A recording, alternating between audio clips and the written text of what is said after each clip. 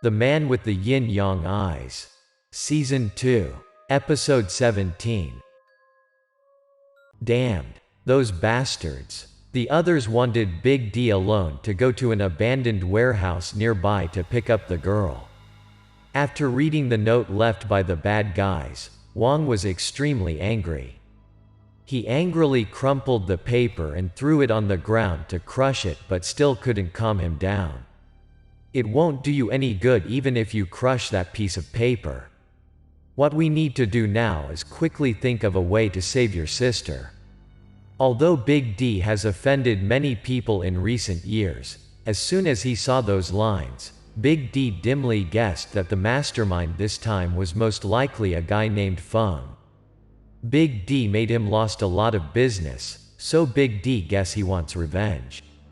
I'm sure it's that swindler named Feng and no one else. Big D, we must hurry to save her. Wait, you have to think twice. If he dared to do this, he would have dug a hole for us to crawl in. If we just go there empty-handed, he'll kill us anyway. Wong also thought the same as Big D, but he was too hasty to save his sister without thinking carefully. Big D had to intervene. Waiting for you to come up with a way, they might have killed my sister. But it seems Wong did not listen to Big D's words. Listening to Big D normally, the shaman Wong is a very calm person, but it is rare for anyone to be able to when it comes to matters related to his sister. Keep your heart steady. If you're afraid, just stay there.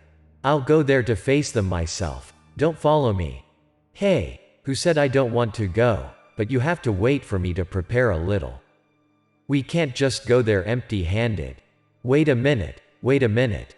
Big D saw his friend leaving and quickly ran away. He said at that time he wanted to borrow a gun from an acquaintance to carry for self-defense. Hey, hurry to get down. Lend me your motorbike temporarily. I have an urgent matter related to human life. But as soon as Big D came back to borrow a gun, Wong was also gone. He had to go bold to borrow his friend's motorbike, who lent the gun earlier to chase.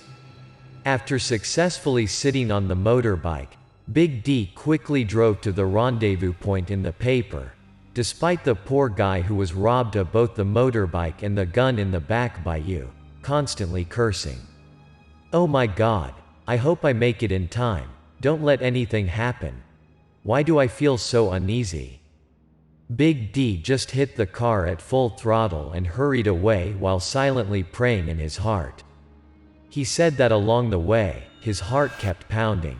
He finally got where he needed to be. But when he stopped the motorbike in front of the warehouse door, the door was closed.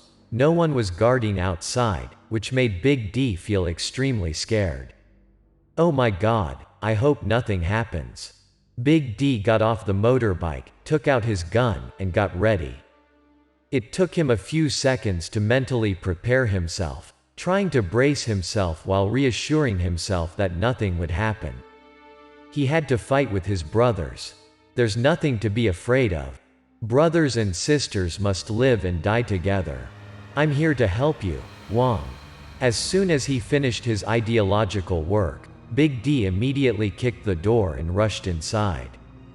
It looked like he was in good shape, not kidding. But when he rushed in and saw the scene inside, Big D immediately froze. Things were even more terrible than he had anticipated. Inside the warehouse is a bunch of people lying on the ground. Some people look like they've been knocked out, but some people are covered in blood, don't know how to live or die. It's pathetic. After a few minutes of standing still in panic, Big D finally regained some of his soul. He looked around and discovered that his friend, the magician Wong, was trying to grab a person on the ground and keep punching him. The whole body of Wong was also covered with blood and piled up wounds. Someone was hit so hard that a part of his head was concave, looking very scary. Big D was sweating profusely. Big D had to take a few deep breaths over and over to gather some courage before he dared to step inside, past a pile of bloody and wounded people, across a chaotic battlefield where weapons were scattered everywhere. Big D is approaching Wong. "Hey Wong, are you okay? Did you hear me? Did you save the girl?" Big D walked over to Wong and called out softly, but he still didn't seem to hear, trying to punch the person who fainted in front of him with all his might. While calling, Big D suddenly froze, looking at a corner of the warehouse. There was a bathtub full of blood over there. As soon as Big D saw that bathtub, his heart beat several times faster than before. A sudden panic surged up beside the blood-filled bathtub. There was a set of clothes, which looked a lot like what Wang's sister wore before being taken away. Big D wants to go there, but his heart is very scared. "Wong, where is our sister?" Big D shivered and turned to ask his friend. But Wong didn't answer him and continued to punch the seemingly exhausted person in front of him without stopping. Not receiving an answer from his friend, Big D became more and more insecure. He then suppressed his fear and walked slowly to the bathtub, every step like he was walking on the fire, extremely scared. When he came to the bathtub side and looked inside, Big D widened his eyes in fear. His eyes gradually became full of blood, mixed with many emotions inside. There was anger, there was fear, there was wonder, despair. His friend's sister, the gentle girl who always smiled at him, was dead. "Damn, this lowly monster. I have to kill you. I have to avenge her. Did she do you any harm? If you're good, find us."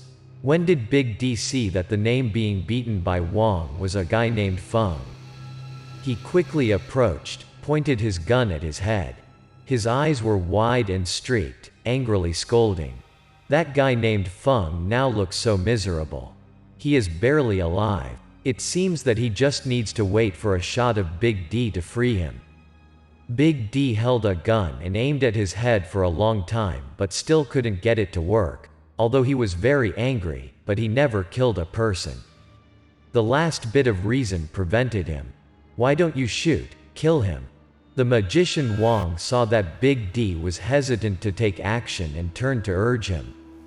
"But we can't kill people," but they killed her.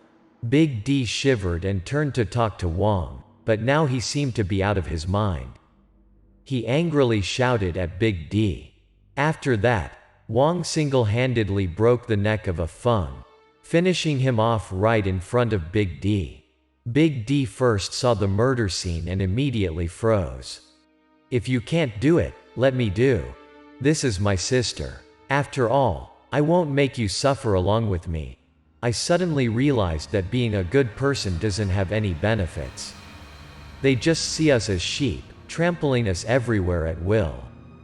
After killing Feng, he went to his sister, where he did not know where he found a white cloth, wrapped her whole body covered in blood, and picked her up. "We may not be able to be together in the future. I don't want to be a good person anymore. I want to be a powerful person." Wong held his sister's body carefully in his arms, still crying and shaking, words hissing through his teeth. "Don't go. Big D knows things will probably fall apart. The police are probably ambushing outside. He doesn't want his friends just to go out, get arrested, and become a bad guy, ruining his own life. No need to meddle in my business. It would be best if you went back to your hometown. Life here doesn't seem to be for the weak like you." Sorcerer Wong stiffened, said one last sentence to Big D, then turned around and walked out. "Hey Wong."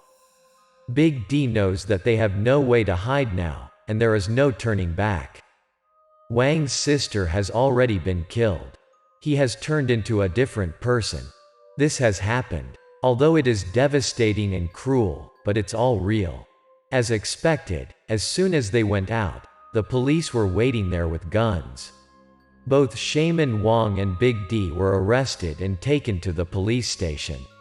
After investigation, Wong took all the guilt. Big D was found innocent and released. Since then, the two have walked on two different paths. Big D did not return to the country but still stayed in Chinatown. Later he heard some news of his friend, apparently released.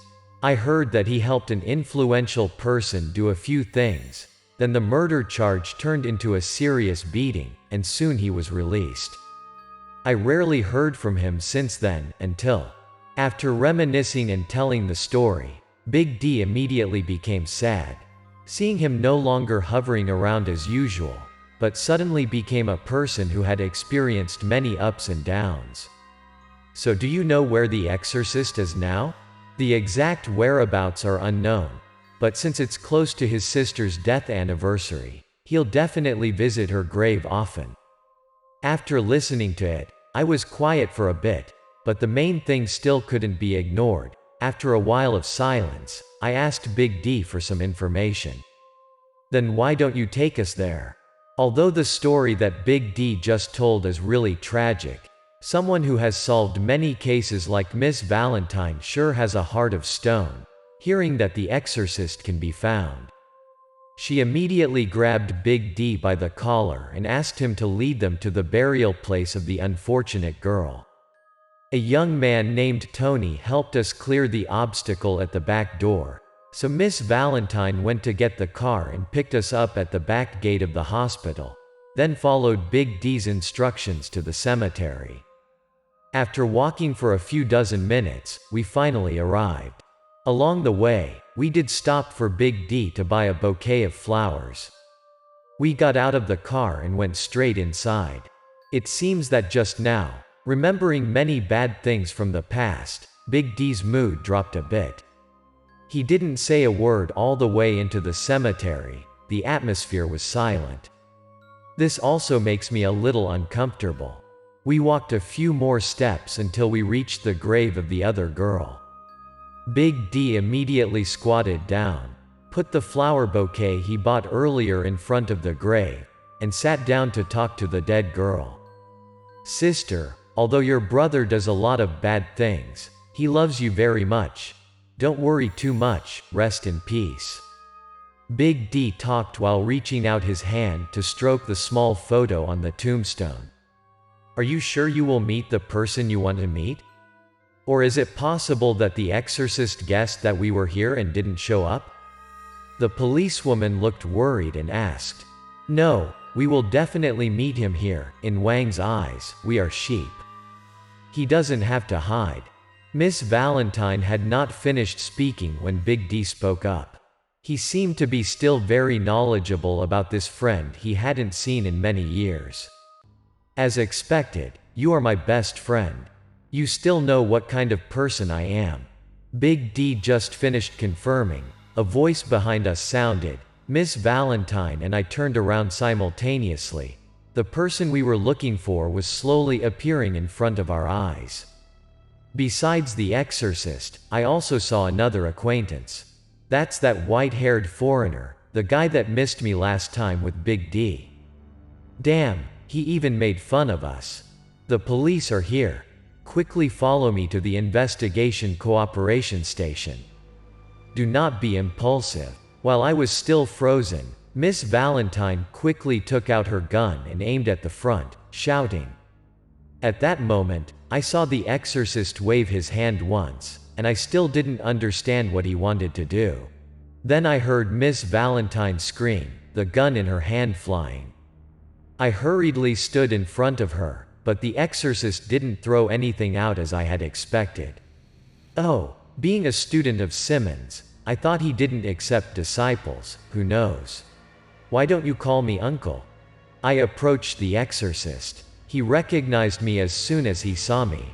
I don't know how he realized that, but it all seemed to have ceased to matter. More importantly, right now, I just want to take him down quickly. I didn't think much, didn't answer him, directly swung my fist, and charged towards him. The white-haired guy saw my action and was about to rush out, but the exorcist raised his hand to stop him. My fist was already in front of the exorcist, but the exorcist seemed to be very calm, showing no signs of being worried about my actions. Just when I thought I was about to hit the exorcist in the face, I saw a gust of wind before my eyes. The exorcist raised a hand as if to block my punch. Oh no, I was mistaken. He didn't want to block my punch but hit me hard on the neck with his hand, making me painfully open my mouth and stick my tongue out.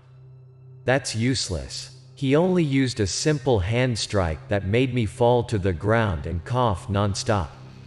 My neck hurts to death. Fucking. I was so annoyed that drool came out of my mouth. Behind me, Miss Valentine was also on one knee trying to pick up the gun, but she couldn't seem to pick it up. After that, I saw the exorcist reaching out a hand. His face was extremely fierce, as if he wanted to kill me with one shot. Wong, you want to stand in front of her grave doing this cruel thing? Just when I thought I was dead, the person who had always been silent, Big D, suddenly shouted. As soon as Big D finished his words, the exorcist also let go of his hand. It can be seen that he loved his sister very much, so my life is also saved. Okay, considering you're lucky, I'll spare you this time. The exorcist looked at me and said a few words in a warning voice, and I was still coughing non-stop. After he finished speaking, I fell to the ground, and behind me, Miss Valentine did the same. The exorcist stretched out his hand behind his back, motioned to the white-haired man to give him a bouquet of flowers, then approached his sister's grave, just in time to face a friend he hadn't seen in many years. You should stop already. Stop doing bad things. As soon as the exorcist took a step past Big D, I faintly heard his words. Oh, I didn't do anything wrong. Why should I stop? I'm just doing what I enjoy. The exorcist walked up to his sister's gravestone, then bent down, stroking his sister's photo while answering Big D. It seems that Big D's words just now didn't catch his ears at all. I don't think you should care about me. What you need to worry about now is your friend, especially that woman. What did you do to her? What do you think I will do?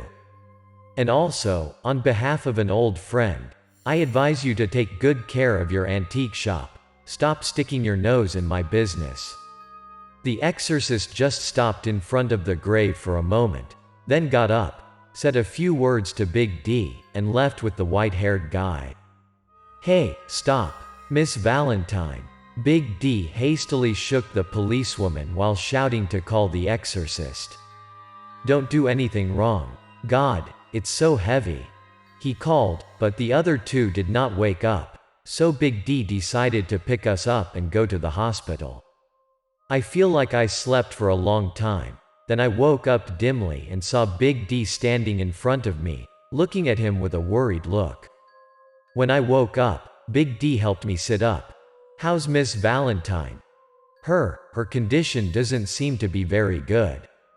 When I asked about Miss Valentine's condition, Big D's face clearly deteriorated, and after listening to his words, I felt that everything was not right.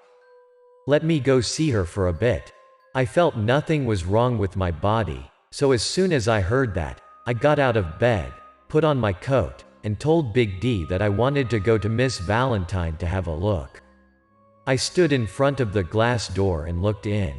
The doctor was there. Indeed, the policewoman did not look good at all. Inside the hospital room, Miss Valentine was screaming and struggling, looking extremely painful.